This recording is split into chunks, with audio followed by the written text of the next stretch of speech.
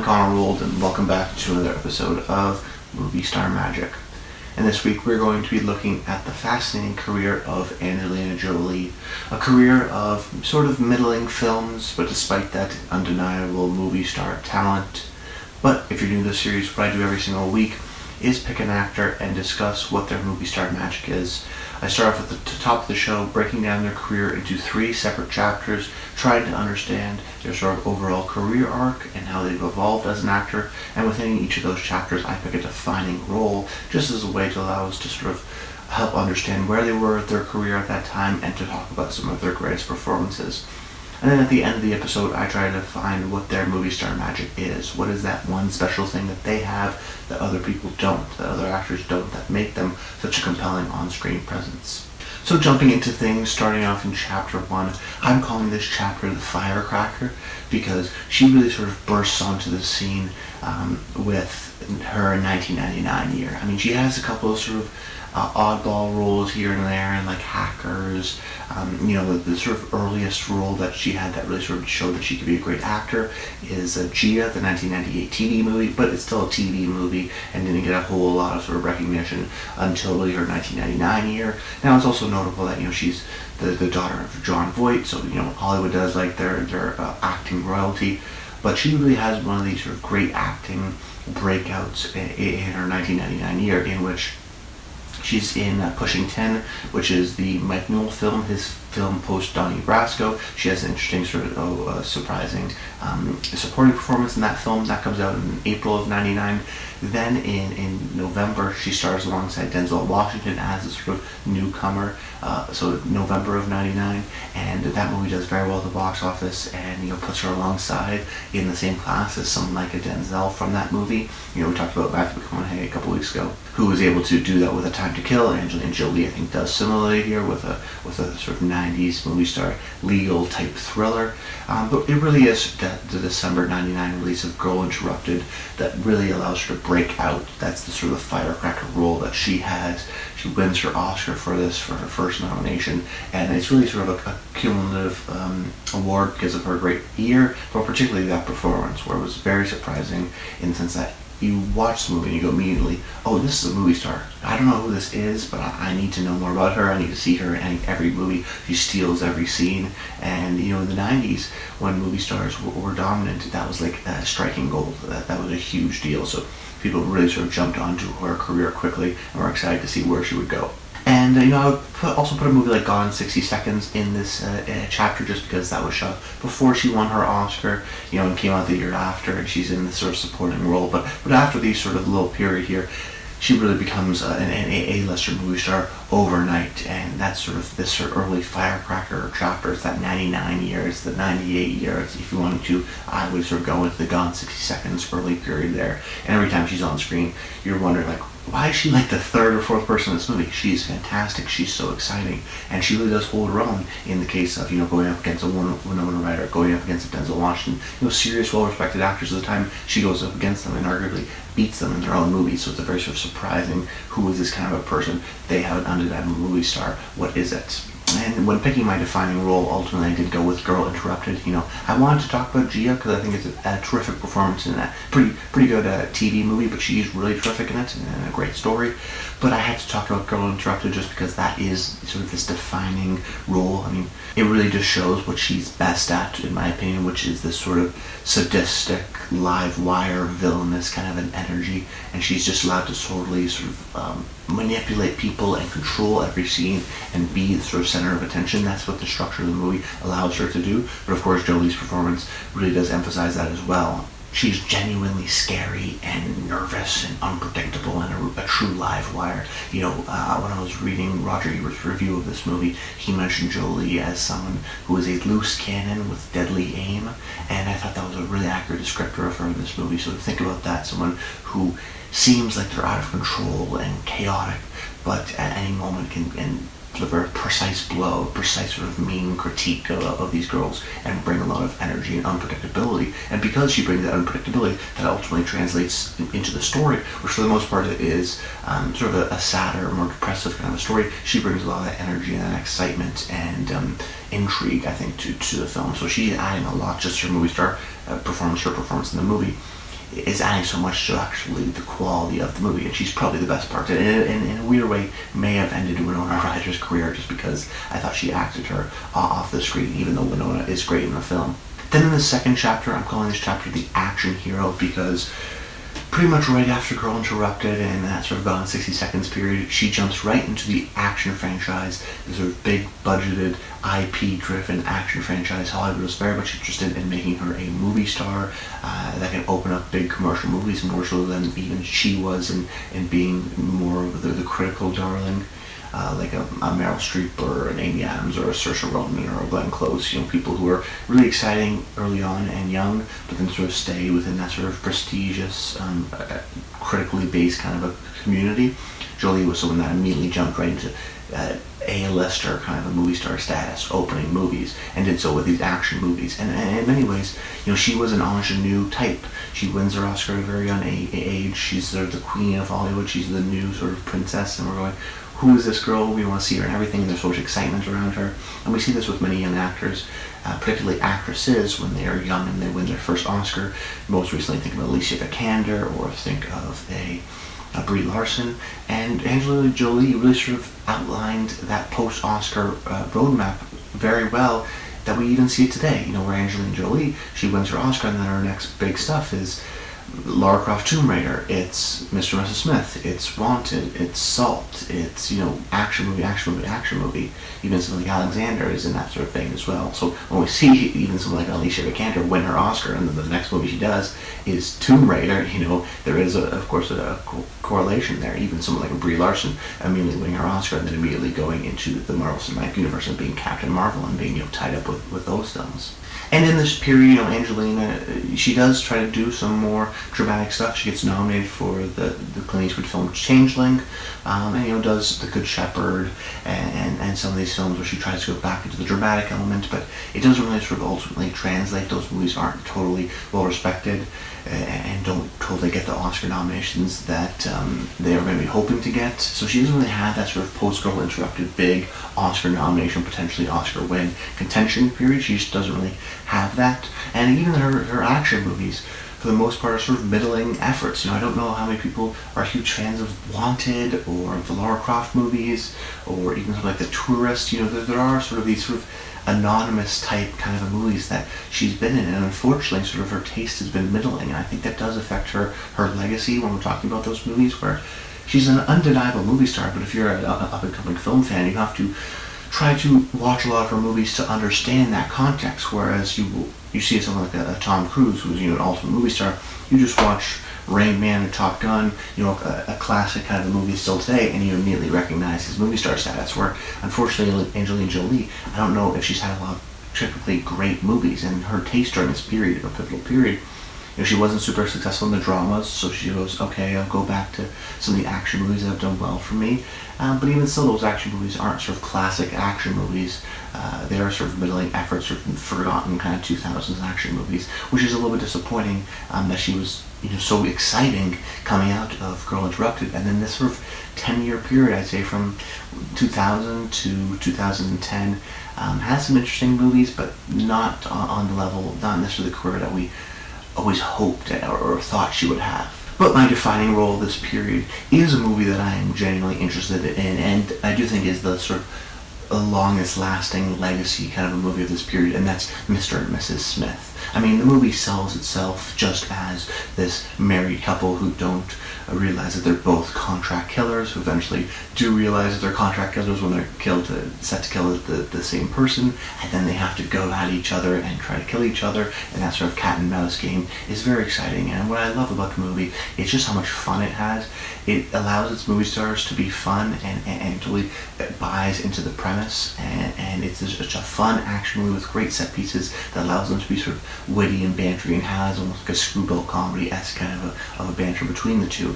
And I do think sort of shows a better side of Angelina, where some of the other action movies, she's a little bit too Captain America-esque, milquetoast, generic action hero, where in this one she still allows herself to be a little bit more, we'll say, naughty and villainous, in the sense that, you know, she's still a contract killer and is trying to kill her husband, so she can be sort of evil and sadistic. You know, she's, you know, a side of her that's very good, but then of course it still allows her to be sort of the main character and allows her to be humorous and funny and have that kind of banter. And really the movie does succeed with her incredible chemistry with Brad Pitt. And you know, I thought that the movie would be a little bit dated when I was planning to rewatch the movie for this episode, but surprisingly I was not, you know, because of course you see the movie that's so intimately tied with the Brangelina kind of a relationship that occurred, that, you know, now that they've broken up, I sort of wondered, will that sort of effect not be there? But when I was rewatching it, I was very surprised at just how much the chemistry is so palpable between the two. The sexual tension,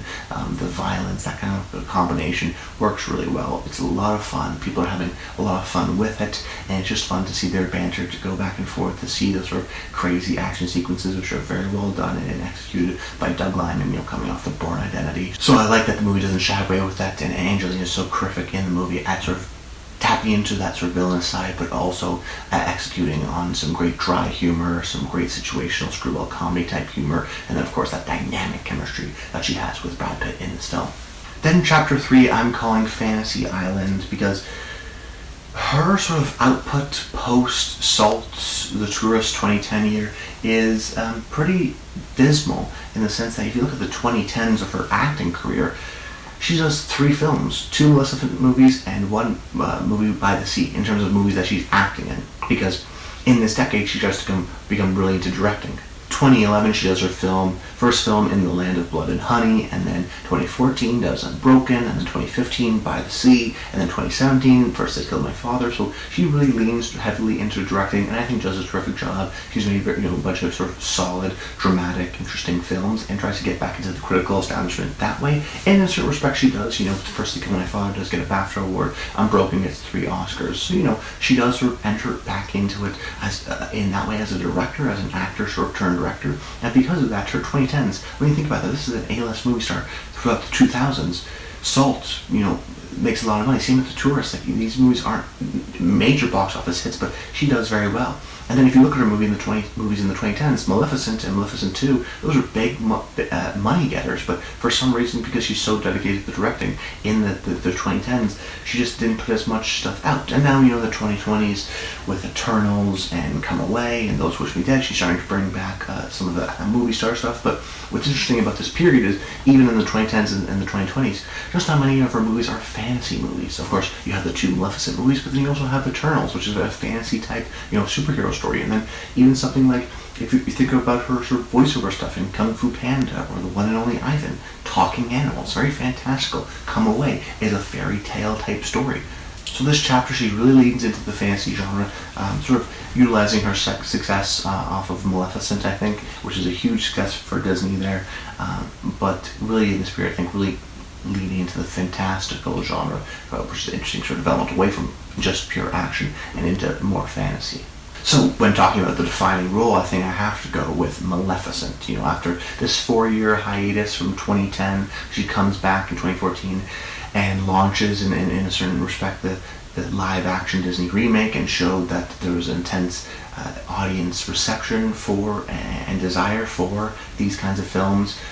But regardless of what you think, I think of the ultimate quality of the film, I think that it's a film that smartly sort of subverts the trope and has a reason for existing, rather than just remaking an old Disney classic. It tries to bring a unique spin on a classic story, and I would say that that sort of iconic, high cheekboned, skinny with the horns and the black outfit, I mean, that's almost a more iconic image than the original Maleficent in Sleeping Beauty, and she really adopts that performance. In many ways, it is one of her most defining roles in her career. And I do think that the film is great, and she's so great in it, and her performance is so great, and that's why I want to talk about it, is because it allows her to tap into the villainous side of her, that sort of sadistic, dark side that she's so great at utilizing. You know, when I look at the 2010s, I'm like, you know, she's great in some of these sadistic stuff, but, you know, she doesn't always utilize it as much. So she has that sort of element here in Maleficent where she's giving the curse, or in the battlefield scenes, she's very entertaining and sort of almost theatrical in her performance style, which I think is utilized very well. But also, I think this film shows off another side of her that we haven't always seen, and that's the sort of maternal, the gentle, sort of caring side. Her relationship between Elle Fanning, her, we'll call it adoptive kind of a daughter, is genuinely sort of sympathetic and emotional and heartbreaking, particularly sort of the end, the sort of twist on the final kiss to wake her from her slumber. I do think that, it emphasized another side, and Angelina was able to bring out another side of her, which is a little bit more of this caring, maternal, sensitive, and very empathetic, and more subtle to her sort of villainous side, which is why I do think Maleficent is such a classic kind of defining role for this period, because it actually brings out another element that I didn't think she totally had, and we see it later on in Come Away, even, or Those Who Wish Me Dead, which is a perfect performance of that sort of motherly, caring, protective kind of a performance style, and a character that she approaches. She's very excellent at doing that as well. But then the defining feature of this period, I'm calling this video Angelina Jolie, the Ferocious Femme Fatale. And when I was thinking about her career, you sort of have to ask yourself, has she made a great movie? And I don't know if you can say that. I mean, I don't even know how many movies you can say she's made that are good. Now, she's always good in them, and I think it's almost a testament to her star power. But if you look at just the past 3 people that I've done, Susan Sarandon, Matthew McConaughey, Emma Thompson, and you say, okay, well, all of them have at least one classic movie, one great movie, one masterpiece. Interstellar, Thelma and Louise, Sense and Sensibility. I mean, I think these are movies that are going to be in the sort of annals of Hall of Fame, classic movie kind of stuff. But then you look at Angelina Jolie's career and you go, what's her best movie? It's kind of debated. I guess you could say Girl Interrupted, or it's hard. It's almost impossible to sort of say. Alexander, I have some fans, but there's some controversial elements to that, and she's a fascinating career where I don't know how many even good movies she has. For the most part, her career is made up of middling movies in which she is terrific in almost all of them, and there's an undeniability factor to it. Everyone sort of agrees that she's a movie star, and there's certain actors that do well and have great success because of their ability to have great taste. Jeff Bridges is an actor, or Kurt Russell's another actor, who's able to just be in so many good movies and pick great projects over and over again that they ultimately get the respect, and they're great in them, but so much of their persona is their ability to have just great taste. And Angelina Jolie is almost the opposite of that. And I do think that ultimately kind of hurts her legacy, but she is someone that is so undeniable as a movie star that she doesn't even need to be in good movies for them to be commercially successful, because people are just so interested in her as a performer. But her appeal is this sort of ferocious femme fatale, kind of a dark, sinister, seductive energy. I mean, you just look at Angelina, and she looks like no one else. She looks almost like this sort of perfect doll, incredibly beautiful woman. So she can't play like these everyday kind of a southern, middle America kind of a woman. She has to play a model, or this perfect wife, or this Russian spy. But she's so great at seduction, and she's so great at using that sort of darker side, that villainous role. And all of her best performances, I think, have that in her. I talked about Maleficent in sort of course, she's playing a villain. Salt, the Russian spy element, the fact that she has to be cold, and, which side is she on? That sort of battle, back and forth. Even Mr. and Mrs. Smith, I would describe her performance as naughty. Of course, I already talked about Girl Interrupted being, a classic villainess role. And she's so great in all those elements, and that's why I consider her a femme fatale. Because like that traditional character archetype, she's beautiful, she is seductive, she can sort of bring you in with her good looks, but then will ultimately backstab you, ultimately has this darker side, has this trauma, has this sort of lingering ability to explode and be this live wire energy, and bring to that, to her movies, that sort of energy, that excitement. Because when you look at her, you can never sort of read her. Angelina Jolie, just as a movie star, has this indelible quality that not everyone has. And because of her good looks, and because no one really looks like her, she's always visually interesting, and she's always going to bring in an air of unpredictability to her films, because we're so fascinating in just looking at her, combined with sort of that ineffable quality of the sort of darker, sinister side that she brings to some of her best performances, rather than some of the more milquetoast, boring stuff like the Lara Crofts, that kind of stuff. It gets sort of forgotten very quickly. But that's about it, guys. I hope you enjoyed the video. Make sure you comment below and let me know your thoughts on Angelina Jolie as a director or as an actor. I think she's a great director, and I continue to watch a lot of her movies. I'm excited for her movies, but ultimately this is a movie star's show, so I still kind of want her to be a big movie star again, because when she's on, she's one of the most dynamic movie star presences we have working right now. But that's it. Until next time, stay tuned.